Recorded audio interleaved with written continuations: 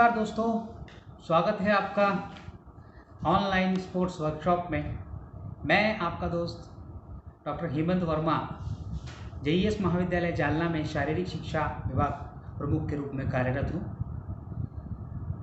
Lockdown के नियम पालन करते हुए आप सब लोग घर में सुरक्षित होंगे, ऐसी मैं आशा करता हूँ। तो आज जो मुझे विषय दिया गया है वह है स्पोर्ट्स इंजरी।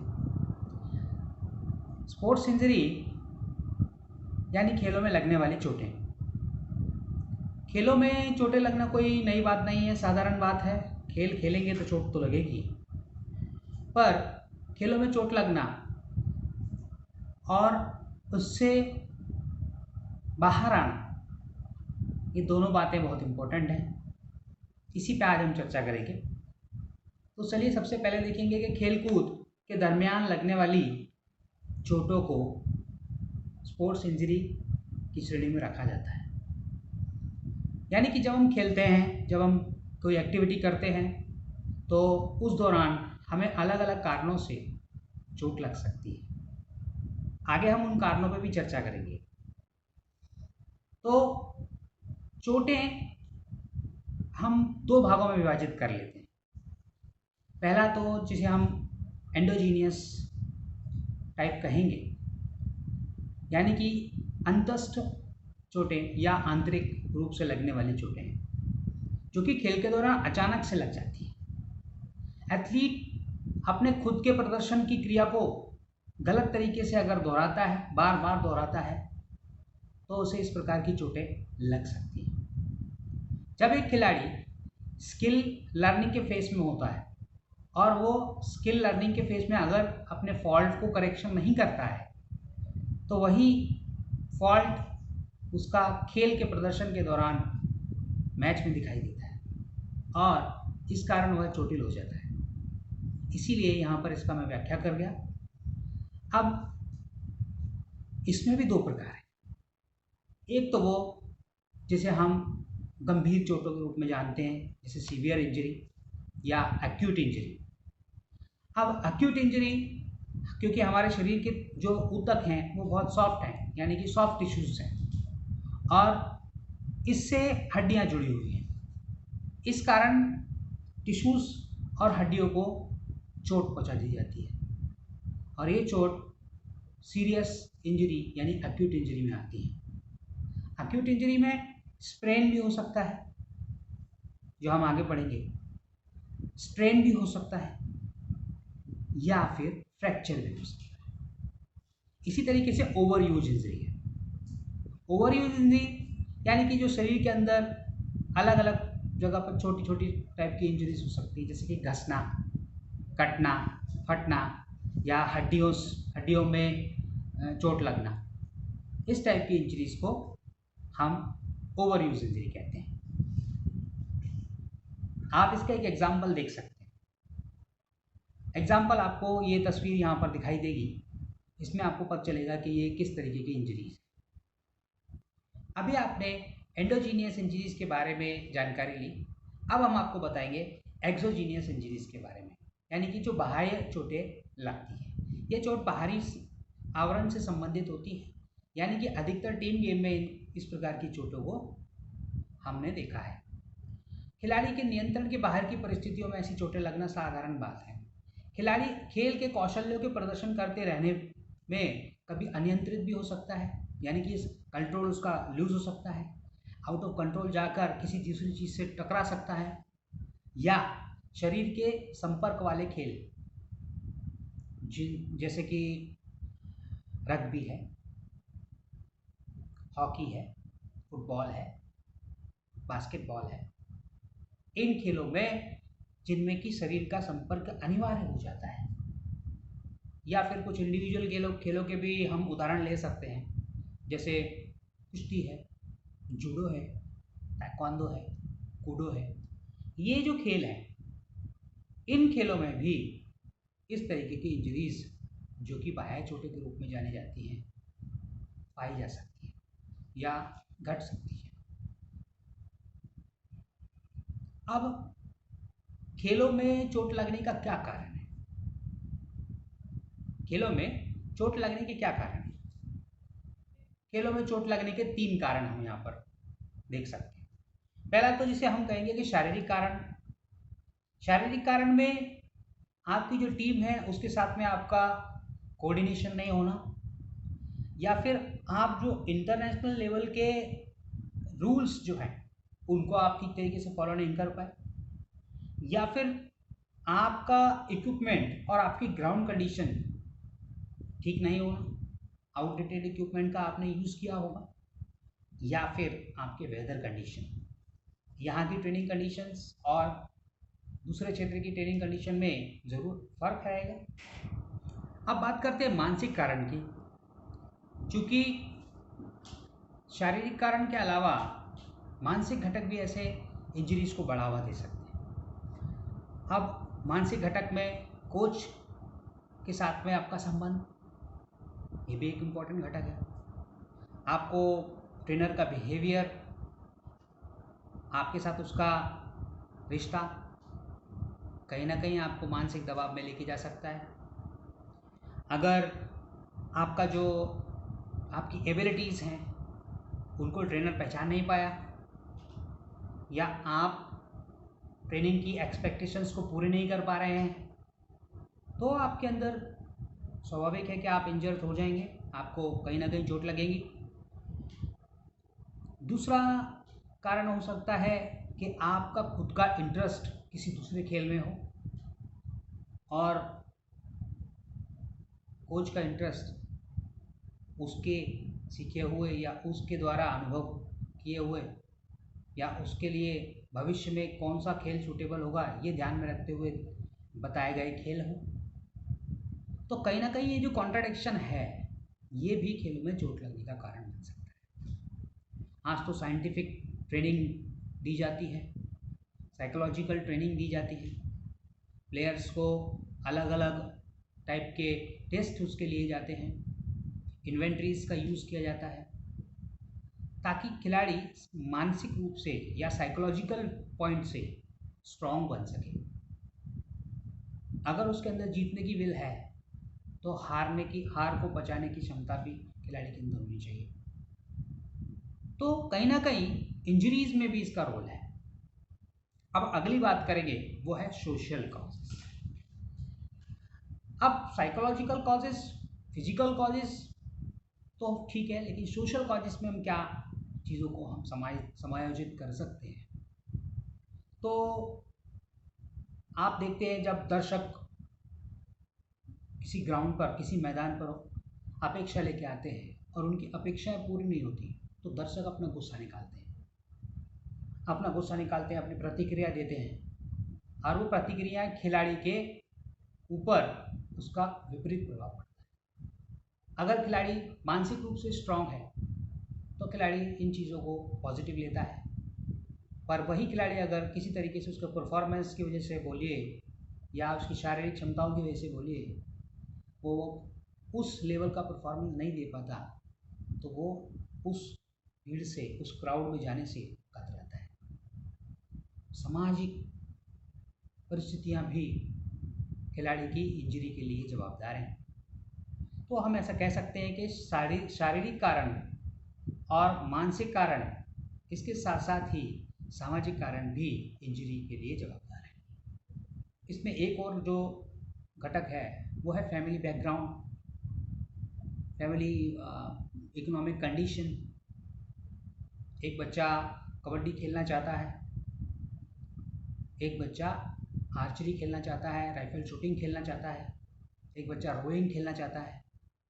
सब गेम की अलग अलग डिमांड है और सभी गेम की अलग अलग ट्रेनिंग है। उसी प्रकार हर गेम में लगने वाले खर्चे का अनुपात भी अलग अलग है। तो कहीं ना कहीं सोशियो इकोनॉमिक कंडीशन भी इम्पॉर्टेंट है। अभिनव बिंद्रा, दीपिका कुमारी, इनकी सोशियो इकोनॉमिक कंडीशन अलग अलग है लेकिन दोनों ही ओलंपियन हैं। तो यहाँ पर ये कहा जाना भी अतिशयोक्ति नहीं होगी कि ये भी एक पार्ट है इंजरीज में, इसका भी कहीं ना कहीं कंट्रीब्यूशन है। अगली बात करेंगे दोस्तों टाइप ऑफ स्पोर्ट्स इंजरीज के खेल की इंजरी के कौन से प्रकार हैं, हम लोग इस पर चर्चा करेंगे। तब तक आप ये क्लिप देखिए।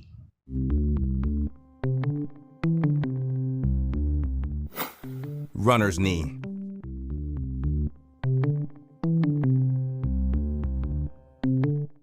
Runner's knee is a condition characterized by pain behind or around the kneecap.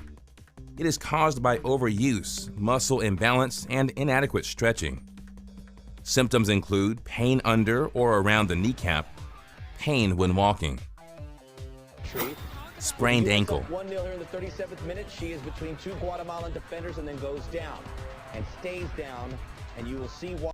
The ligaments of the ankle holds the ankle bones and joint in position. They protect the ankle from abnormal movements such as twisting, turning, and rolling of the foot. A sprained ankle happens when the foot twists, rolls, or turns beyond its normal motions. If the force is too strong, the ligaments can tear. Symptoms include pain and difficulty moving the ankle, swelling around the ankle, and bruising. And showing Meniscus how much tear. pain he in, and I think some of it was just being scared. But this guy, he doesn't like he want to go after Patrick. And Each of your knees has two menisci C-shaped pieces of cartilage that act like a cushion between your shin bone and your thigh bone. A meniscus tear happens when you forcibly twist or rotate your knee, especially when putting the pressure of your full weight on it, leading to a torn meniscus. Symptoms include stiffness and swelling, pain in your knee, catching or locking of your knee. But an MRI Rotator cuff tear. revealed he has a torn rotator cuff. Kobe traveling to Los Angeles today to be examined by team doctors on. The rotator cuff attaches the humerus to the shoulder blade and helps to lift and rotate your arm. A rotator cuff tear is caused by a fall onto your arm or if you lift a heavy object too fast. The tendon can partially or completely tear off of the humerus head. Symptoms include pain when lifting and lowering your arm, weakness when lifting or rotating your arm, pain when lying on the affected shoulder. ACL tear. Here's Rosario on the break now, and watch Nerlens go up with a left hand, block the shot, and then on landing, there came the... The ACL runs diagonally in the middle of the knee and provides stability. Anterior cruciate ligament tear occurs when your foot is firmly planted on the ground and a sudden force hits your knee while your leg is straight or slightly bent. This can happen when you are changing direction rapidly, slowing down when running, or landing from a jump. The ligament completely tears into two pieces, making the knee unstable. Symptoms include severe pain and tenderness in knee, loss of full range of motion, swelling around the knee.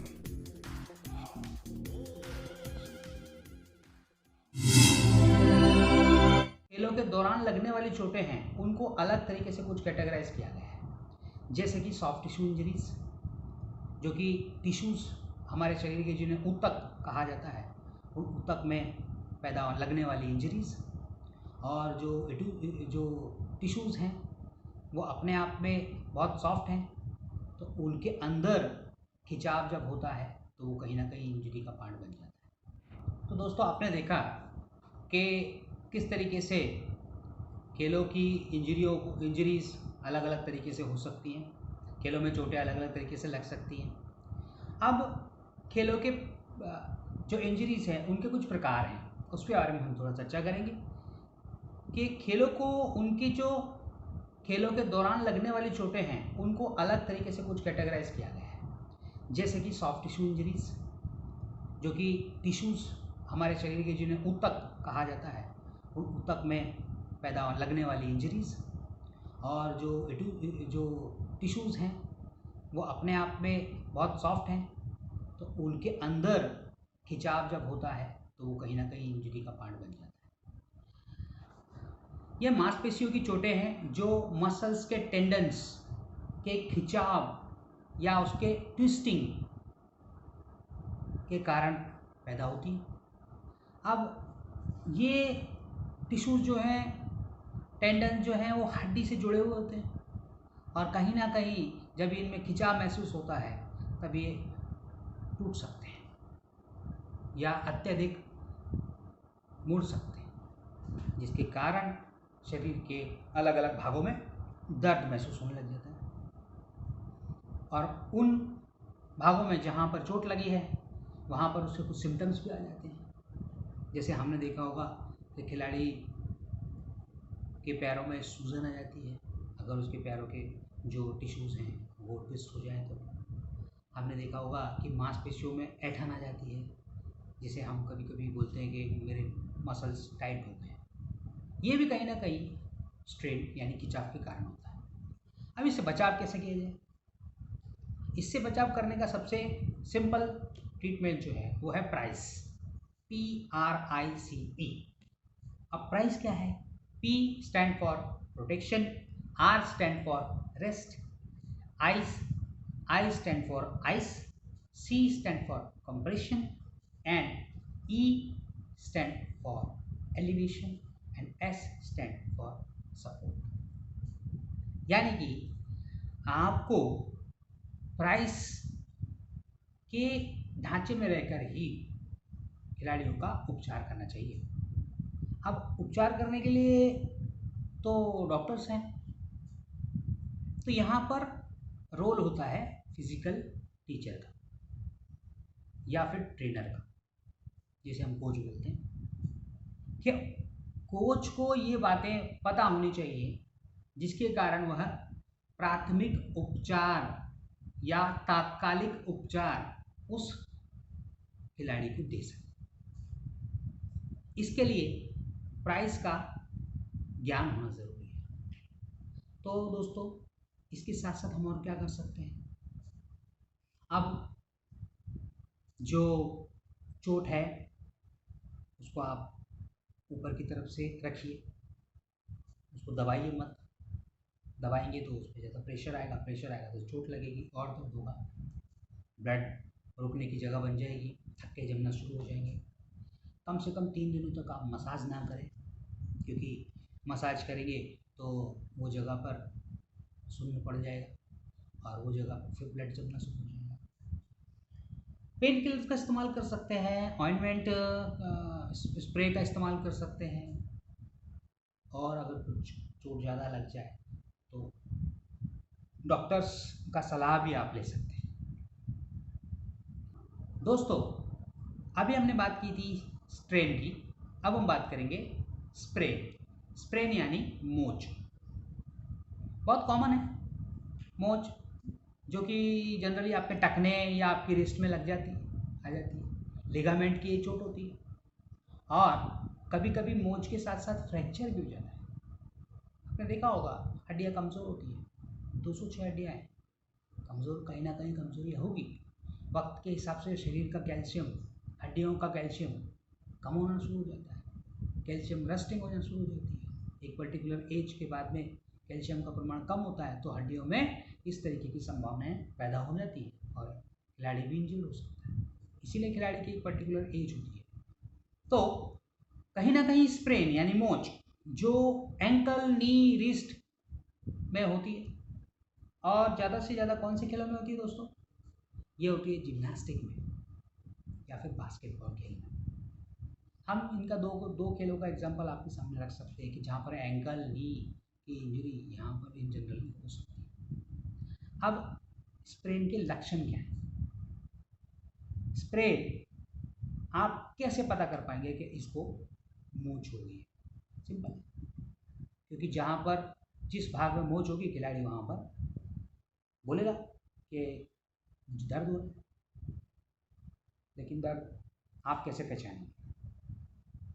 तो चोट लगे हुए भाग को आप जब छू के देखेंगे आपको वहाँ पर उभार नजर आएगा, दैट्स इट, वो भाग सूज चुका होगा और सूजन आपको बता देगी कि यहाँ पर इसको मोच है। इसी तरीके से उसके शरीर का तापमान जो है वो सामान्य से बढ़ जाएगा, जिसे हम बॉडी टेम्परेचर रेजिस कहते हैं। बॉडी टेम्परेचर जैसे जैसे बढ़ेगा वैसे वैसे उसकी इंजरी का आपको पता चलना शुरू हो जाएगा। साथ ही साथ जब कभी इस तरीके की मोच आती है तो जो अफेक्टेड एरिया है वो उसका कलर बदल देता है, उसका कलर नीला जिसे हम ब्लू कहते हैं या फिर थोड़ा थोड़ा काला हो सकता है।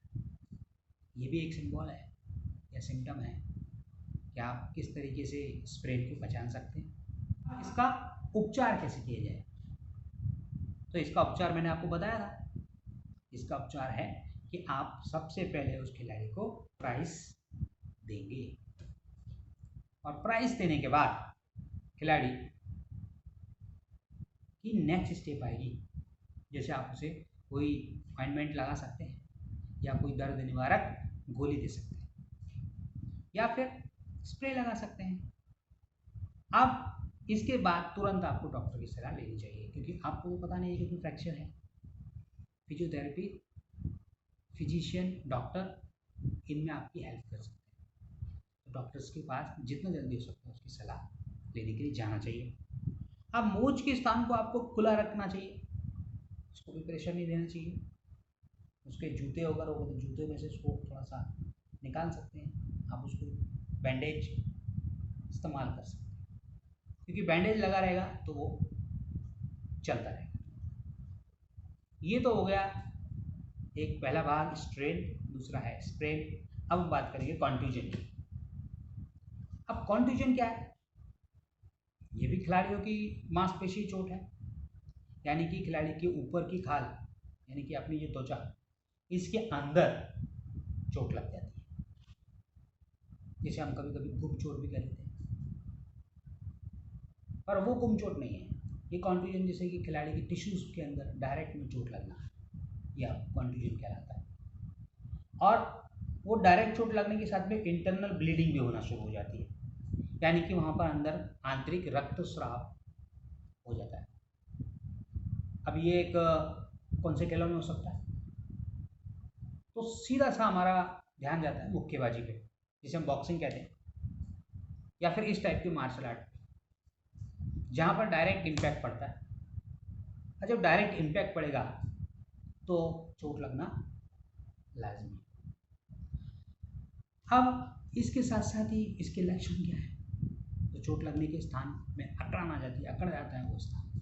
चोट लगने का जो स्थान है उस पर सूजन आ जाती है।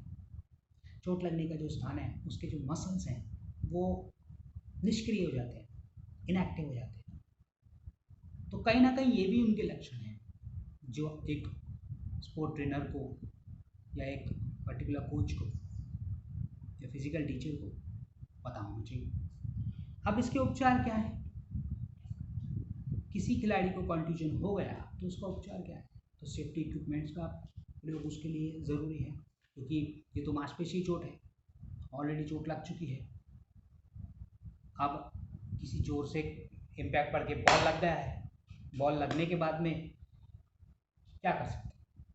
उसको थोड़ा समय में लगेगा रिकवर होने में। लेकिन अगर हम प्रोटेक्टिव इक्विपमेंट लगाएं या प्रोटेक्टिव गियर्स का इस्तेमाल करें तो इंजरीज की जो रेट है वो कम की जा सकती है। तो दोस्तों, हमने सेफ्टी इक्विपमेंट्स यूज़ करने चाहिए, ज़्यादा से ज़्यादा सेफ्टी इक्विपमेंट्स यूज़ करेंगे और रूल्स फॉलो करेंगे तो चोट तो ऑटोमेटिकली कम ही रहेगी।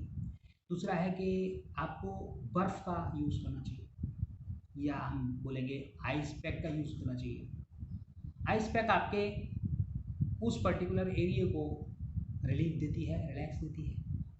Instead of hot, ice therapy is better because it's cold, inside it is hot. इसके अलावा एंटीबायोटिक्स का इस्तेमाल किया जा सकता है डॉक्टर की सलाह पे।